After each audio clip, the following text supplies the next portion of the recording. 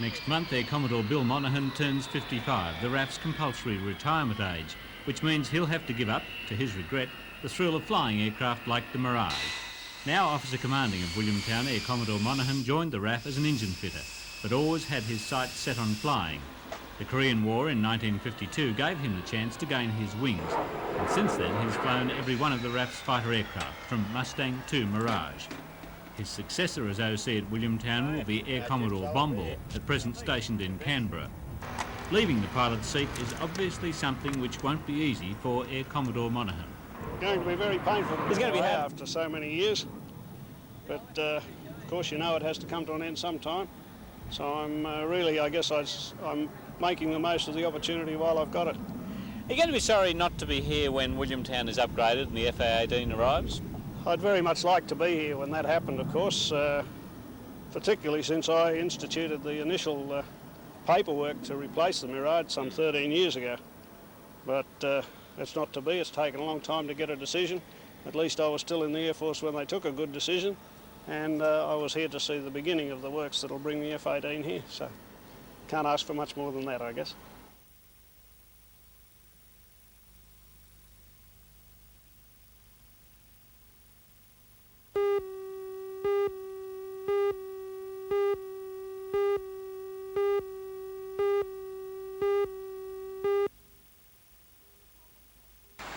It seems the problem has eased in the Hunter. Today the Hunter River peaked at Singleton with a height of 7.35 metres, and at high tide at 9 o'clock tonight, the Hunter is expected to reach its highest level at 7.5 metres in Maitland. The rising water isn't expected to cause any major problems, though it's anticipated that the water will wash over the levee banks at Porter's Hollow, causing some minor flooding in the Morpeth area. Further up the valley, the Sandy Hollow to Denman Road is still cut by the Hunter River at Bowman's Crossing. It seems the tributaries of the Hunter aren't experiencing the same difficulties.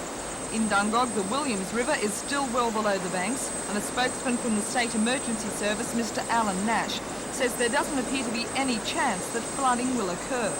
It's a similar story in Raymond Terrace, where the water peaked at 1.08 metres earlier this afternoon.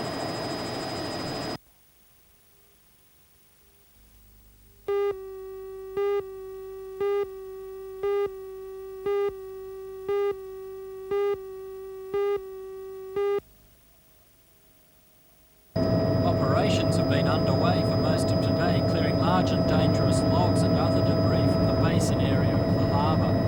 The debris was washed down overnight by the higher than usual water levels upstream. The harbour master has made a check of all areas of the port, and he says there is no real worry of interference to shipping. He says the main steamboats channels are clear and continue to operate solid on tide. However, the central basin area, which has been the most hit, may need further clearing tomorrow.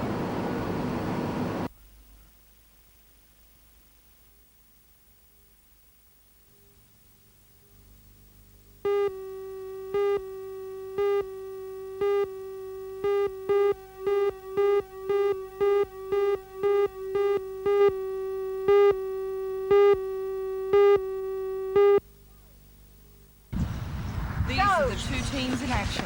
Overall, 144 children aged between 10 and 14 made the journey to Queensland to compete for the Pentathlon Shield. The emphasis was on participation rather than winning, but no one was unhappy about the outcome of the competition. While in Queensland, the children stayed at the dormitories of the QE2 Stadium. It must have been the surroundings and the memories of Australia's victories in the 1982 Commonwealth Games that inspired them, because both teams went on to do extremely well. Lake Macquarie won the boys and girls events and then went on to win the Pentathlon Shield, while Port Hunter took out third place against the Queenslanders.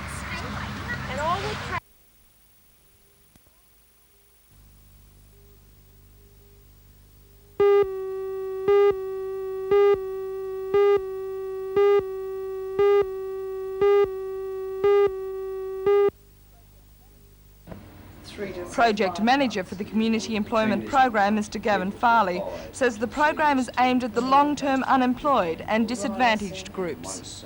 The program is essentially designed to assist those people who are most disadvantaged in the workforce and that includes, in the main, the longer-term unemployed, first and foremost those that have been unemployed for 3 months or more, and also the program is being geared or targeted into the more disadvantaged people, including, where possible, Aboriginal clientele placement, persons who may have disabilities, and migrants with language problems. And at the same time, the program is striving to achieve a quality of emplacement to ensure that females are gaining equal job placement overall. Now, the program's only been going for 6 weeks, but have you had any feedback from the sponsors? Yes, certainly have. Part of my job is tied up with talking to sponsors, I guess trying to develop proposals which tie in with the needs of the Commonwealth's proposal for the program, to ensure that those people that the program is striving to assist are being given the advantage that they deserve. So thus far it has been a success? Oh yes, most assuredly.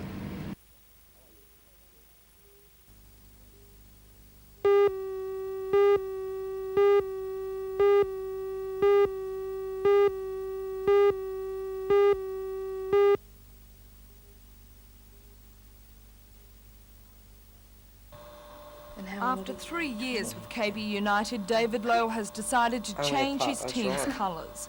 At only 20, Lowe has an impressive history, having played in last year's Youth International Soccer squad. But unfortunately, Newcastle United's future isn't looking so bright. Although acting president of the club, Mr Ivor Thirlwell, is confident it will resume its position in the National Soccer League, the secretary of the club, Mr Pat Clark, was in Sydney last night to talk over the situation with the NSL. Lowe says it was this uncertainty that helped make up his mind to accept Marconi's offer. I think the finality of the decision came about when there was all the uncertainty in the club about its future, the existence of Newcastle United in the NSL, and that combined with the need to sort of further my career has brought about the decision. Were you approached last year at all by the Sydney clubs? Yeah, there were a few offers last year, but obviously they couldn't do anything while I was under contract to KB. And this year, when the contract come under review, then they're entitled to make an offer. Was the financial side of things a consideration? It's always a consideration, but I don't believe that had anything to do really with my final decision. I mean, I'd have been probably just as well off to stay in Newcastle had they run, but there's always that uncertainty there. Why Marconi and not one of the other clubs? I think probably Marconi showed the most positive sort of interest in me. They were prepared to do something in a rapid sort of way to get things organised. Plus, obviously, the coach Lee Scheinflag had us in the Australian youth side, so I know his coaching methods and I've enjoyed him and improved my game under him.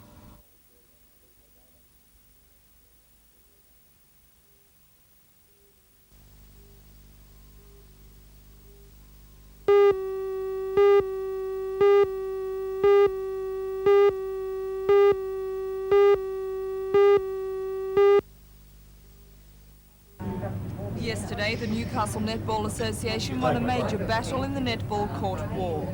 On a visit to Newcastle, the Minister for Leisure, Sport and Tourism, Mr Michael Cleary, agreed to match dollar for dollar the cost of laying the courts and holding the state age championships.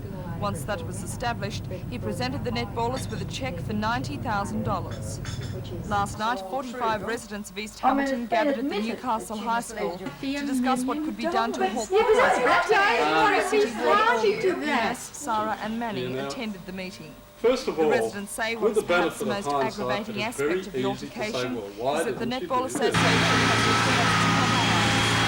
So now they have once again turned to the council, asking that all work on netball courts cease. Spokesman for the Australian Fire says the residents are running out of time, and unless something can be done, it's highly likely that the courts will be destroyed. All the matter will be brought up to the next council. Stop focus with all the dust.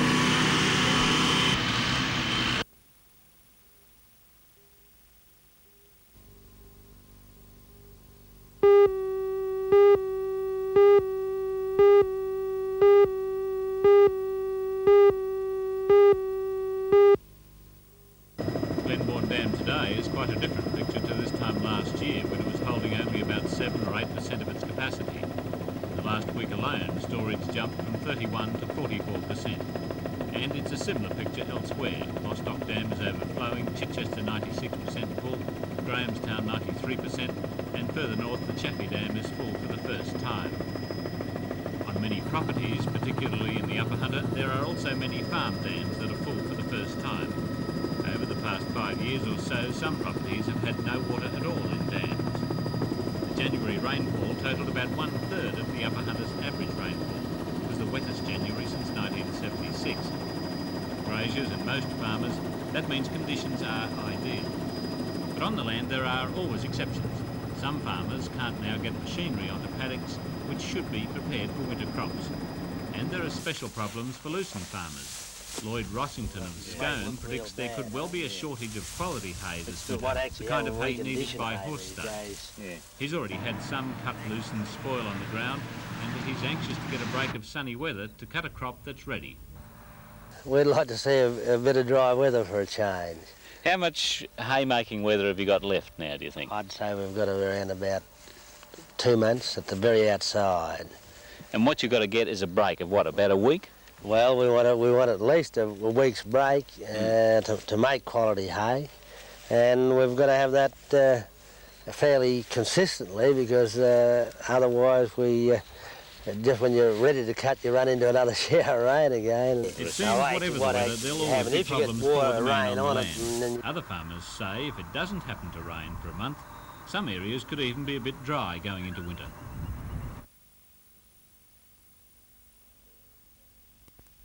Or in for the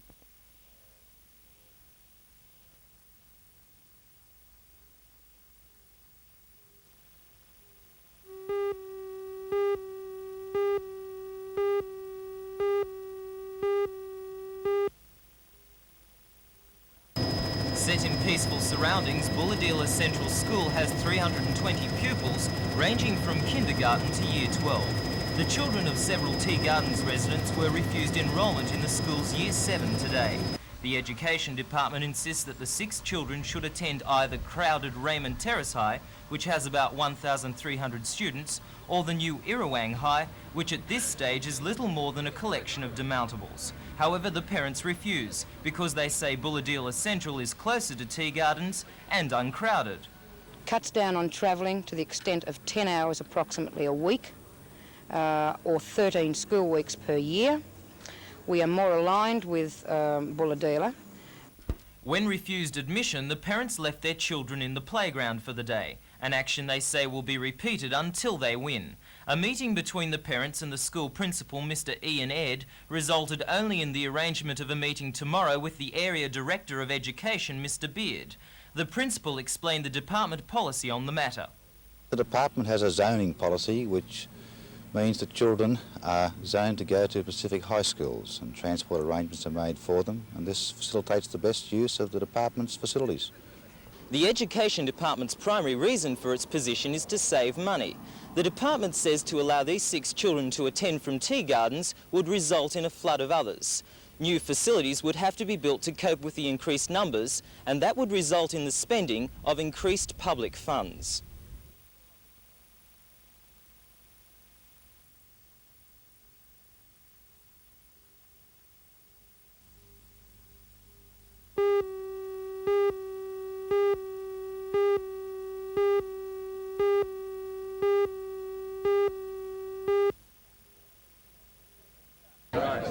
Two Newcastle athletes, Rob Stadden, a swimmer, and David Higgins, a 15-year-old archer, will travel with the 60-strong Australian team to Champaign, Illinois, in the USA to the 1984 Paralympics. That's the good news. The bad news is that it costs a lot of money, some $500,000 to send the team with able-bodied escorts. The federal government donated an extra $1.4 million to the Olympics recently and gave just $12,000 toward the Paralympics.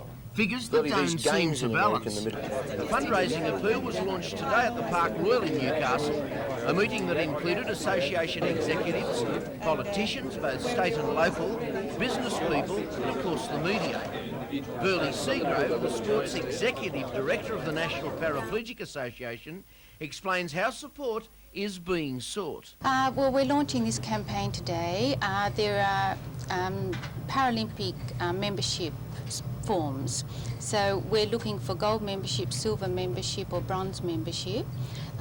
Gold membership is contributions or donations of $5,000, silver membership between $2,000 and $5,000, and bronze between $500 and $2,000. Then they have ordinary membership. Anyone can make any donation from $1 upwards to any branch of the Commonwealth Bank, and you know, the support, we're really looking for public support to send our athletes away.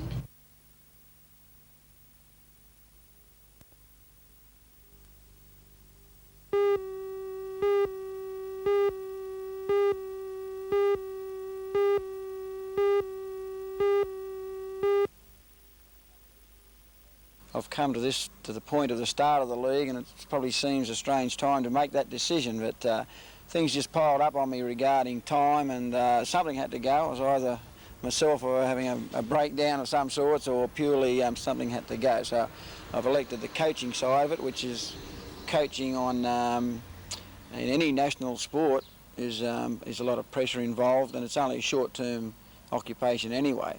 So I will now concentrate a little bit more time on the job I'm supposed to do, and maybe try and find just 5 minutes for myself. Pressures of being a coach in the National Basketball League? Well, yes, there's always pressure there. I don't mind that side of it. I enjoy the pressure, I enjoy the ups and downs. The competitive nature. Yes, I've always enjoyed that in my own sports, and so I enjoy it from the coaching side. You have your ups and downs, your wins, your losses, and you have to accept that going into being a coach. Yeah. Dave Ankeny comes in. Dave Ankany's a bit of an enigma, because a couple of years ago he was not wanted, then he came back and turned out to be one of your better players. This year, because of his citizenship problem and the limit of American visitors we can have in our sides, he was virtually on the outer again. Now he's back as the coach.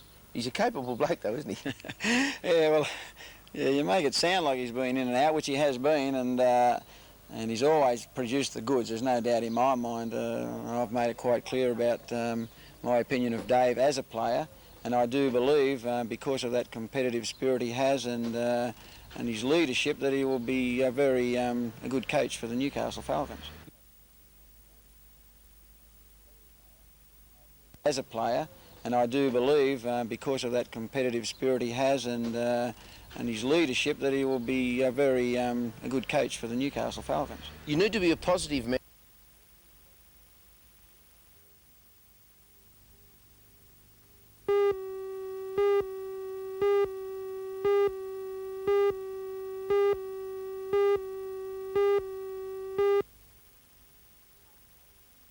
Housing Officer Mr Joe McGrath says the scheme will benefit real estate agents, landlords and tenants.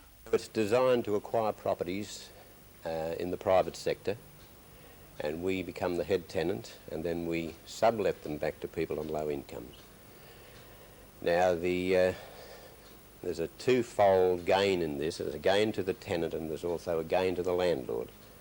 That the landlord has supervision of his property by the corporation, and he's also got supervision, if he wishes, from a real estate agent who may be the managing agent. So the landlord is assured of his full rental for the period of the lease, which may be from 1 year to 3 years, and the tenant has the advantage of having a subsidised rental.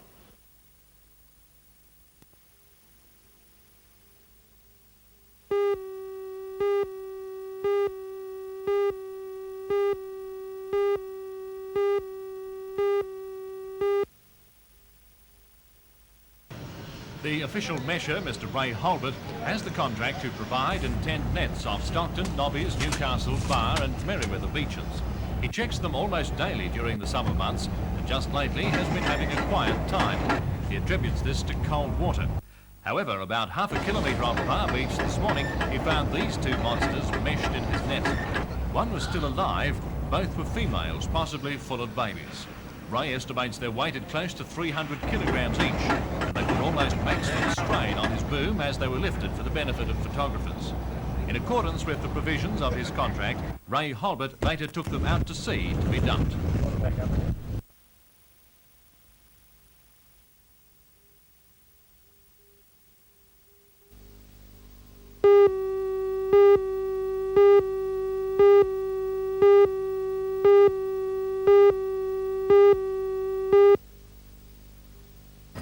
At Stockton Beach, particularly at the weekend, surfers had to be adept at the art of log dodging. Most of the debris brought down the river by last week's minor flooding found its way up through the harbour and onto Stockton Beach. A few logs did go the other way towards Nobby's. Now Stockton has a 7-kilometre stretch of driftwood which doesn't do much for the aesthetics of the beach or safe surfing. Newcastle Council will begin clearing the debris with bulldozers today, a job which will take more than a week. Meanwhile, off Bar Beach, these nasties were caught by the official shark mesher Ray Holbert. Both bronze whalers weighing close to 300 kilograms each, they were caught about 500 metres off the shore.